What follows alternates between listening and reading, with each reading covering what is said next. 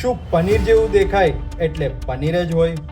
ઘરે કરેલો ટેસ્ટ સાચો છે કે પછી સોશિયલ મીડિયાનો જુગાર? શું પેકેજ દૂધ એટલે ભેળસેળથી સેફ? અને ખોરાક પર શંકા જાય તો ફેંકી દેવો કે ફરિયાદ કરવી? આ બધા જવાબ આજે સચિન્સ ડાયરી પર. પનીર, દૂધ, ઘી, માવો, મીઠાઈ, આ બધી વસ્તુઓમાં એક વસ્તુ કોમન છે અને આ છે દૂધ. પરંતુ જે પનીર તમે ખાઈ રહ્યા છો એમાં દૂધની ચરબીની જગ્યાએ પામ ઓઇલ હોય તો? જે બ્રાન્ડેડ મિલ્ક તમે પી રહ્યા છો એમાં પાણી ભેળવવામાં આવ્યું હોય તો? અને જે ઘી તમે શુદ્ધ સમજીને ખાઈ રહ્યા છો એમાં વેજીટેબલ ફેટ એડ કરવામાં આવી હોય તો? અને આ બધી સોશિયલ મીડિયાની ગરમ થયેલી વાતો નથી, પરંતુ છેલ્લા કેટલાક દિવસોમાં અમદાવાદ, પુણે, રાજકોટ, મુંબઈ, મથુરા અને દેશ અને ગુજરાતના અનેક ભાગોમાં આવી ઘટનાઓ સામે આવી છે. અને એટલા માટે આપણે ભેળસેળથી ડરવાની જગ્યાએ આજે આપણે સમજીશું કે દૂધ અને દૂધથી બનાવેલી વસ્તુઓમાં કઈ કઈ વસ્તુઓ ભેળવવામાં આવે છે, શા માટે ભેળવવામાં આવે છે, અને સૌથી મહત્વનું, આમાંથી આપણે જો ઘરે જ ઓળખ કરવી હોય તો કઈ થઈ શકે? પનીર. સૌથી પહેલા પનીરની વાત. પનીર બનાવવું ખૂબ જ સરળ છે. સૌથી પહેલા દૂધને જમાવવામાં આવે છે, પછી તેના પાણીના ભાગ અને મિલ્કના સોલિડ્સને અલગ કરવામાં આવે છે. ત્યારબાદ મિલ્કના સોલિડને પ્રેશર આપવામાં આવે છે અને પનીર તૈયાર કરવામાં આવે છે.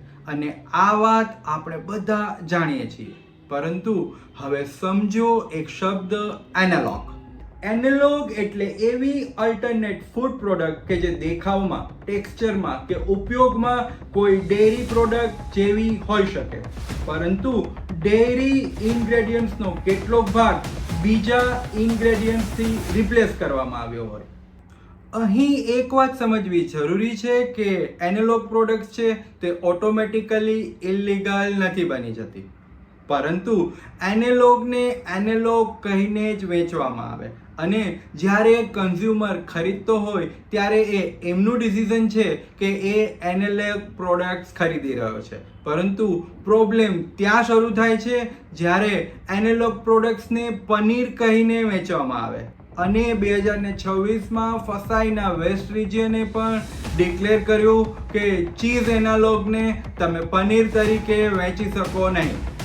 હવે આપણે જોઈશું કે આવું લોકો કેવી રીતે કરે છે અને શા માટે કરે છે. 2025માં પોલીસ અને મહારાષ્ટ્ર ફૂડ ઓથોરિટીએ પુણેમાં એક જગ્યાએ રેડ પાડી અને ત્યાંથી લગભગ 1400 કિલો જેટલું એડલ્ટરેટેડ પનીર પકડાયું, 1800 કિલો જેટલો સ્કીમ મિલ્ક પાવડર પકડાયો, લગભગ 700 કિલો જેટલું પામ ઓઇલ પકડાયું અને એની સાથે ઇમ્યુલ્સિફાઈંગ ઇન્ગ્રેડિયન્ટ્સને પણ જપ્ત કરવામાં આવ્યા. હવે આપણને વિચાર થાય કે આ ઇમ્યુલ્સિફાઈંગ ઇન્ગ્રેડિયન્ટ્સ શું છે? તો ઇમ્યુલ્સિફાઈંગ ઇન્ગ્રેડિયન્ટ્સ એટલે કે સામાન્ય રીતે જે બે પ્રોડક્ટ્સ હોય એ ભેગી ન કરાતી હોય, માનો કે ઓઇલ અને વોટર, એ બંને મિક્સ નથી થતી, પરંતુ આવા ઇન્ગ્રેડિયન્ટ્સ વાપરીને આપણે આપણી જરૂરિયાત પ્રમાણે એને મિક્સ કરી શકીએ છીએ. હવે આ જે બધી વસ્તુઓ જપ્ત કરવામાં આવી એમાં ઓબ્ઝર્વેશન એ હતું કે આ લોકો છે તે મિલ્કના કોમ્પોનન્ટ યુઝ કરવાની જગ્યાએ વેજીટેબલ ફેટ યુઝ કરી રહ્યા હતા. અને આનો મતલબ એ થયો કે એ લોકો એનાલોગ પ્રોડક્ટ બનાવી રહ્યા હતા. પરંતુ વધારે મોટો ક્વેશ્ચન એ થાય છે કે આ જે એનાલોગ પ્રોડક્ટ છે એને પનીર તરીકે લોકો શા માટે વેચે છે?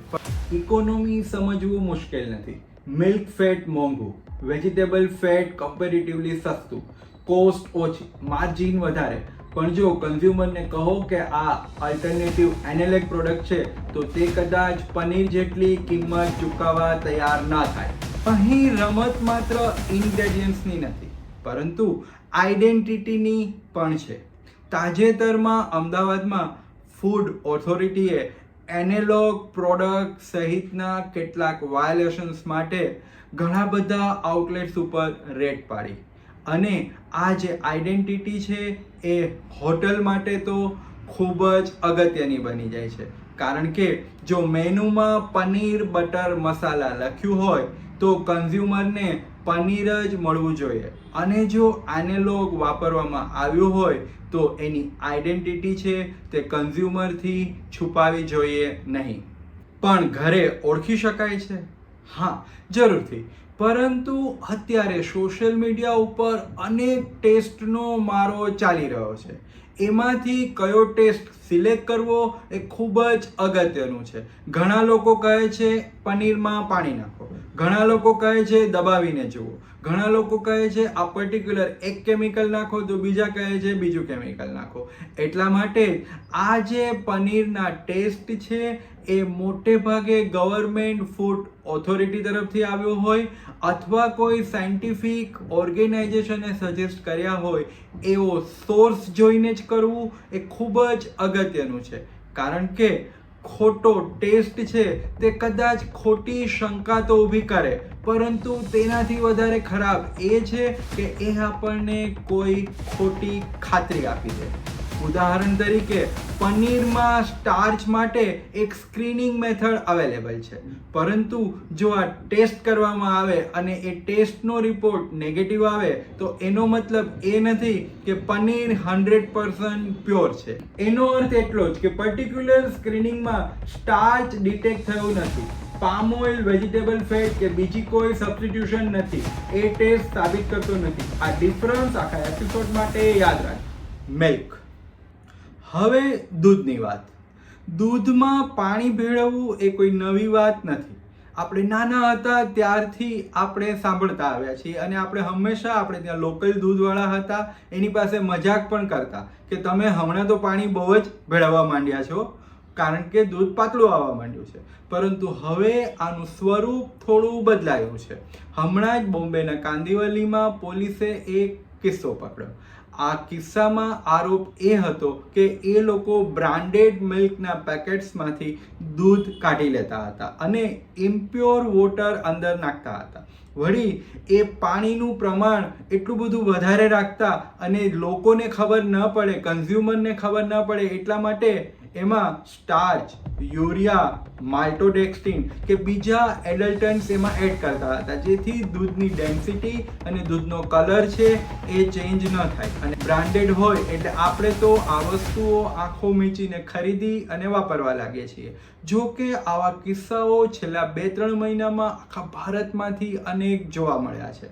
પરંતુ આપણને એ થાય કે જો આવું મિલ્ક અમે પીતા હોઈએ તો આપણે ઘરે ટેસ્ટ કેવી રીતે કરી શકીએ. આનો ટેસ્ટ ખૂબ જ સિમ્પલ છે કે એક પ્લેન સરફેસ થોડું ક્રોસ રાખવું અને એમાં મિલ્કનો 2-4 ડ્રોપ નાખવા.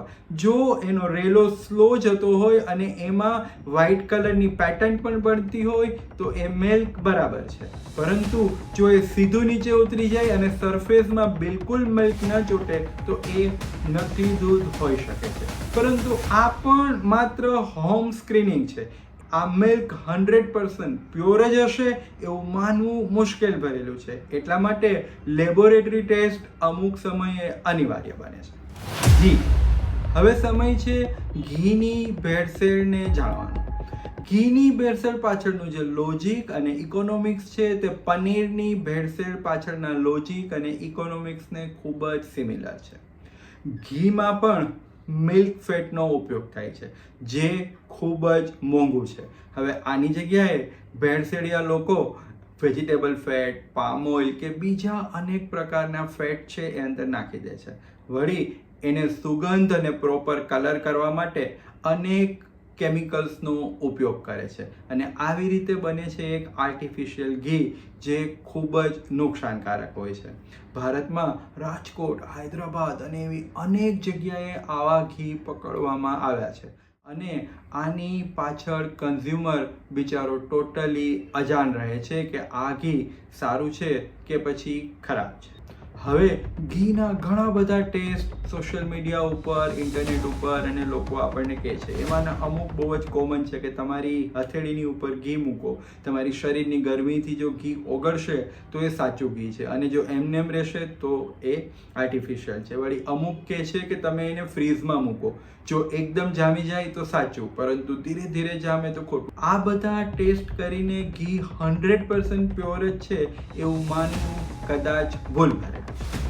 શંકા સાચી લાગે તો આ આજના એપિસોડનો સૌથી મહત્વનો ભાગ છે.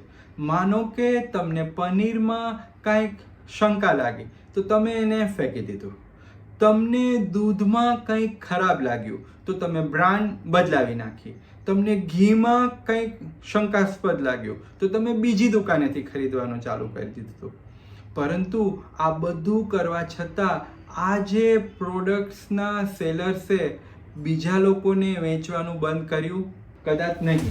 એટલે શંકાસ્પદ પ્રોડક્ટ હોય તો સેફટી શક્ય હોય ત્યાં સુધી ફોટો લો, પેકેજિંગ સાચવો, બેચની ડિટેલ્સ લો, ફસાઈ રજિસ્ટ્રેશન અથવા લાયસન્સની ડિટેલ્સ લો, અને ખાસ કરીને બિલને સાચવો.